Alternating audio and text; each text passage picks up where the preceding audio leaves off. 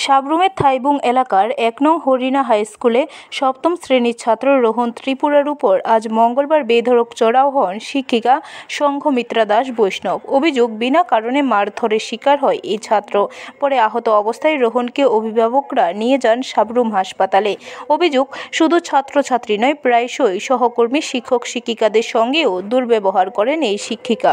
কিছুদিন আগে স্কুলের টিচার ইনচার্জ ত্রিদীপ শীলকে অফিস কক্ষে লাকড়ি নিয়ে আঘাত করার চেষ্টা করেছিলেন তিনি। সেই সময় ঘটনাস্থলে উপস্থিত ছিলেন স্কুল পরিচালন কমিটির সদস্যরাও। এই বিষয়ে টিচার ইনচার্জ লিখিতভাবে ঊর্ধ্বতন কর্তৃপক্ষকে অবহিত করেছেন। বর্তমানে ওই শিক্ষিকার কারণে ছাত্রছাত্রী, শিক্ষক শিক্ষিকা থেকে শুরু করে অভিভাবক ও স্কুল ম্যানেজিং কমিটি সবাই অতিষ্ঠ। তাদের দাবি, অবিলম্বে ওই শিক্ষিকাকে অন্যত্র বদলি না করলে শিক্ষার পরিবেশ ভেঙে পড়বে। অভিভাবকরা জানিয়েছেন, সাবরুম থানায় তারা লিখিত অভিযোগ দায়ের করবেন। স্কুলে আইসি যে কোন ম্যাডাম বলে আমার ছাত্ররে হুদহুদি মারছে, এই কারণে আইসি আর কি। তোমার ছেলে? নাম কি তোমার ছেলের? দেবজিৎ ত্রিপুরা। কোন ক্লাসে পড়ে? 7-এ। আয়া খাইছি ছাত্রের ফিটটা বলে ক্লাসের থেকে বাইরে করে দিছে, এরপরে বাড়িতে গেছে, তো আমি আইসি আর কি। কি লাগে মাসে জানবার লাগে তো স্কুল আইসি। ব্যুরো রিপোর্ট, খবর ত্রিপুরা।